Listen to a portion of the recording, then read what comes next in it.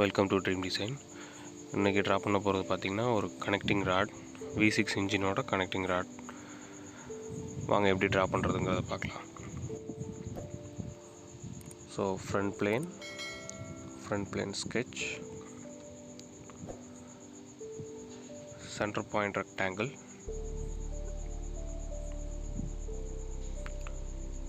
And line for construction.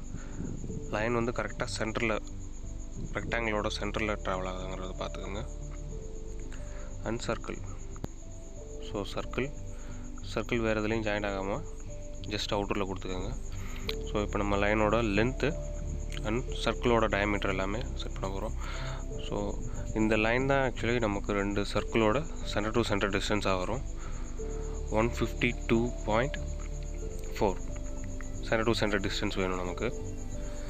And சர்க்கிளோட diameter வந்து 50.8. So இப்போ circle வெளியில் இருக்குது. சர்க்கிள் அண்ட் அந்த பாயிண்ட்டை கண்ட்ரோல் வச்சு ப்ரெஸ் பண்ணிவிட்டு மேக் கோஇன்சிடென்ஸ் கொடுத்துருங்க. ஸோ இந்த ரெக்டாங்கிளோட சர்க்கிள் டச் ஆகிடும். அண்ட் இந்த சென்டரும் லைனோட சென்டர் எல்லாமே கரெக்டாக கோஇன்சிடென்ட் ஆகிருக்காங்கிறத செக் பண்ணிக்கோங்க. அப்போ தான் நம்மளோட ப்ரொஃபைல் கரெக்டாக வரும். So second circle diameter of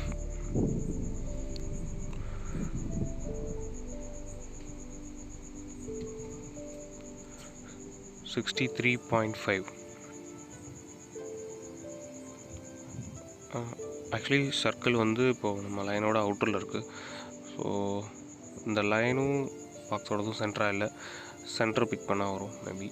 so 38.1 அந்த ரெக்டாங்கிளோட சைஸ் ஆக்சுவலி கொடுத்தாச்சு.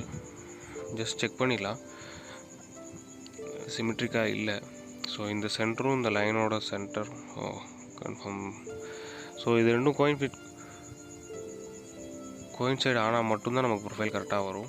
ஸோ கண்ட்ரோல் ப்ரெஸ் பண்ணிவிட்டு சென்டர் அந்த கன்ஸ்ட்ரக்ஷன் லைனோட மிடில் பாயிண்ட் ரெண்டையும் ப்ரெஸ் பண்ணிவிட்டு மேக் சிமெட்ரிக் கொடுத்துருங்க. இது கோயின்சைடன்ஸ் வராது, சிமெட்ரிக்னு வரும்.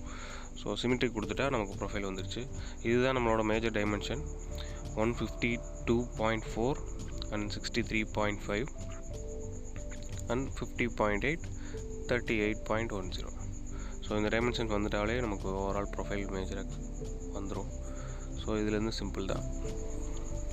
இப்போ நம்ம அந்த ரெண்டு சர்க்கிளையுமே ஜஸ்ட் ஆஃப்செட் என்ட்ரிஸ் கொடுத்துட்றேன். Offset of 12.7 mm. அதே மாதிரி தான் இந்த சர்க்கிளும் ஆஃப்செட் என்ட்ரிஸ் 12.7 mm. நம்ம ஆக்சுவலி இதை தனித்தனி ப்ரொஃபைலாக நமக்கு எக்ஸ்ட்ரூட் பண்ணுறதுக்கு தேவைப்படும். இது செமி சர்க்கிள் தான் தேவைப்படும். ஸோ சென்டரில் ஒரு லைன் ட்ரா பண்ணிவிட்டு தேவையில்லாதெல்லாம் ட்ரிம் பண்ணிடுங்க. அண்ட் சென்டரில் இருக்கிறதையுமே வந்து க்ளோஸ்ட் ப்ரொஃபைலாக இல்லாமல் அதை ஜஸ்ட் லைனை மட்டும் ஃபார் கன்ஸ்ட்ரக்ஷன் கொடுத்துட்டிங்கன்னா அந்த மாதிரி ப்ரொஃபைல் க்ளோஸ்டு இல்லாமல் வந்துடும். ஸோ இப்போ ரெண்டு சர்க்கிள் மட்டும்தான், ஒரு சர்க்கிள் அண்ட் செமி சர்க்கிள் மட்டும்தான் க்ளோஸ்டு ப்ரொஃபைலாக இருக்குது. நான் எக்ஸ்ட்ரூட் மிட் பிளேன் கொடுத்துக்கோங்க.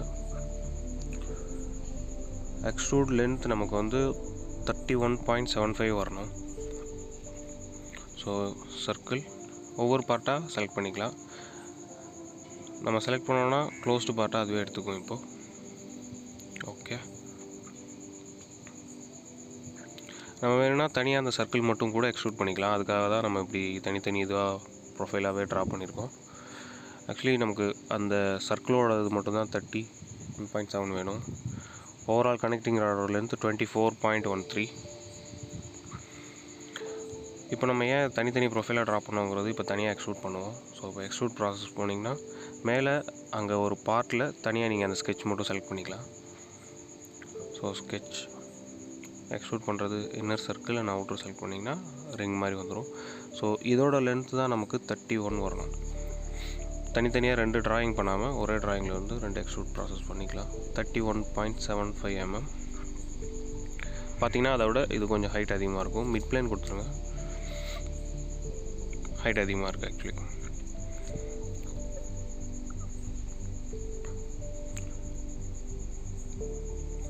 அந்த ஸ்கெட்சு விசிபிளாக இருக்குது, அதை ஹைட் கொடுத்துருங்க. ஜஸ்ட் அது இன்னும் ஹைட் ஆகலை. நம்ம இந்த ஃபேஸில் நெக்ஸ்ட்டு ஸ்கெட்ச் பண்ண போகிறோம். இதில் ராட் போர்ட் கனெக்ட் பண்ணுறதுக்காக ஒரு holes. So circle mid plane இருக்க மாதிரி பார்த்துக்குங்க. மிட் பாயிண்டில் சர்க்கிள் டயாமீட்டர் ஆஃப்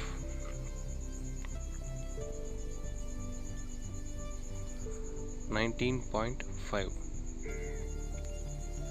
ஜஸ்ட் அதை அப்படியே எக்ஸ்ட்ரூட் கொடுத்துடலாம். Extrude opposite direction and extrude length of 25.4. Okay, ஆனால் அதே ஃபேஸில் ஜஸ்ட் இப்போ ஒரு எக்ஸ்ட்ரூட் கட் எடுக்க போகிறோம். சென்டர் பாயிண்ட் கரெக்டாக பிக் பண்ணிக்கோங்க. and circle diameter of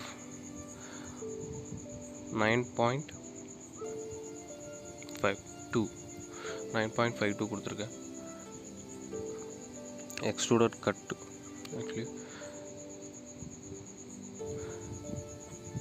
cut actually பிளெண்டில் இருக்குது. த்ரூ ஆல் அப்படியே எடுத்துக்கலாம். நமக்கு அவுட்ரு வரைக்கும் வந்தால் போதும். ஸோ இதுதான் நம்ம போல்ட் போட்டு கனெக்ட் பண்ண போகிறோம். கனெக்டிங் ராடோட கேப் வந்து இதில் மவுண்ட் ஆகும் ஆக்சுவலி. ஸோ இதே ப்ரொஃபைல் அப்படியே நம்ம மிரர் பண்ண போகிறோம். ஸோ சென்டர் பாயிண்டில் வரைஞ்சதுக்கான ஒரே ரீசன் இதுதான். நம்ம அப்படியே டாப் லைன் வந்து கரெக்டாக மிடில் இருக்குது, அதுக்காக செலக்ட் பண்ணிங்கன்னா நம்மளோட எக்ஸ்ட்ரூடட் கட் மட்டும் செலக்ட் ஆகிருக்கு ஆட்டோமேட்டிக்காக. நம்ம எக்ஸ்ட்ரூடட் பாஸையும் செலக்ட் பண்ணோம்னா ப்ரிவியூ உங்களுக்கு காட்டும். ஸோ அவ்வளோதான், மிரர் பண்ணியாச்சு. அண்ட் இன்னொரு ப்ரொஃபைல் எடுக்க வேண்டியிருக்கு. இது மேக்ஸிமம் வெயிட் ரிடக்ஷனுக்காகங்கிற மாதிரியும் சொல்லுவாங்க. ஸோ சென்டரில் ஒரு ரெக்டாங்கிள் அந்த அவுட்டர் ரிங்கில் டச் ஆகிற அளவுக்கு ஃபுல்லாக அங்கே டச் ஆகிற மாதிரி வச்சுருங்க. அண்ட் மினிமம் வால் திக்னஸ் இருந்தால் போதும். ஸோ அவுட்டர்லேருந்து ஒரு 7.62 கொடுத்துக்கிறேன். இதை ஜஸ்ட் நம்ம எக்ஸ்ட்ரூடட் கட் பண்ணி எடுத்துருவோம்.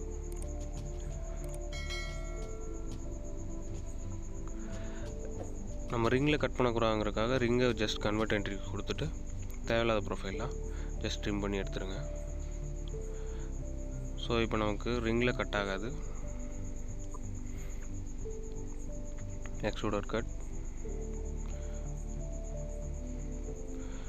எக்ஸ்ட்ரூடட் கட்டோட டெப்த்து வந்து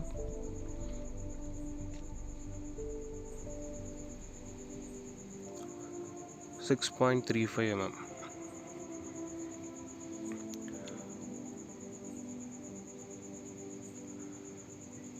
ஸோ இதையுமே நம்ம சென்டர் பிளேனில் வரைஞ்சிருக்கனால அப்படியே நம்ம மிரர் பண்ணிக்கலாம். இதுக்காக இந்த பர்பஸ்க்காக மட்டும்தான் மிட் பிளேன் யூஸ் பண்ணணும் மேக்ஸிமம்.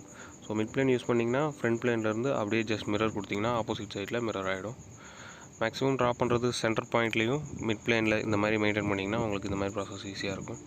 ஸோ இதுதான் ஓவரால் நம்மளோட கனெக்டிங் ராடோட ப்ரொஃபைலு. இதுக்கப்புறம் ஃபுல்லாக ஃபில்லட் ப்ராசஸ் தான் இருக்கும்.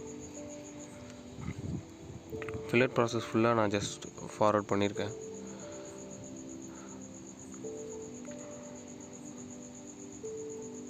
ஃபில்லட் ஆஃப் 2.54 அவுட்டர் ரிங்க்கு அண்ட் இன்னர் ரிங்க்கும்.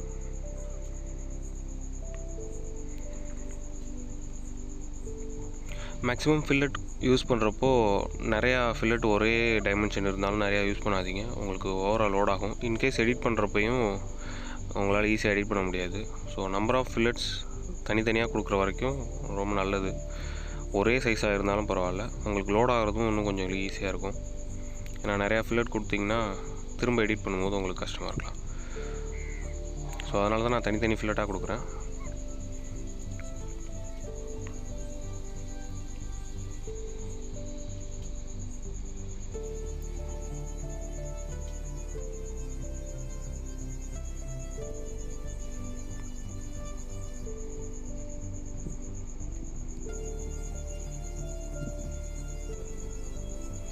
ஃபுல்லாக எல்லா எட்ஜுமே கரெக்டாக செலக்ட் பண்ணிக்கோங்க.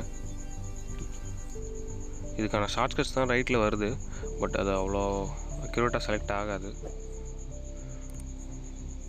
அது ஓவராலாக பண்ணுற மாதிரி ஒரே மாதிரி ப்ரொஃபைலு ஓவராலாக அவுட்ரு பண்ணணும்னா அந்த மாதிரி நம்ம ஷார்ட்கட்ஸ் யூஸ் பண்ணிக்கலாம்.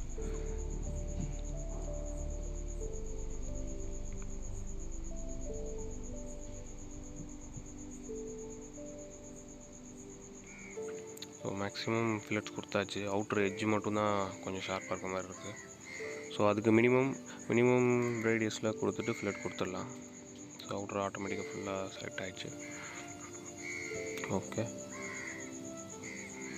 இந்த டாப் எட்ஜ்லேயுமே இன்னும் லைட்டாக கொடுக்கலாம். ரிங் மாதிரி ஃபார்ம் ஆகிருக்கு. ஸோ 1.25 அந்த எட்ஜில் மட்டும். ஓகே அவ்வளோதான், நம்மளோட ஃபில்லட் ப்ராசஸும் ஃபுல்லாக முடிஞ்சிருச்சு. ஸோ இதுதான் நம்மளோட கனெக்டிங் ராட். இதில் ஏதாவது டவுட்ஸ் இருந்தாலோ கிளாரிட்டி வேணும்னாலோ ஜஸ்ட் கமெண்ட் செக்ஷனில் கமெண்ட் பண்ணுங்கள். தேங்க்யூ.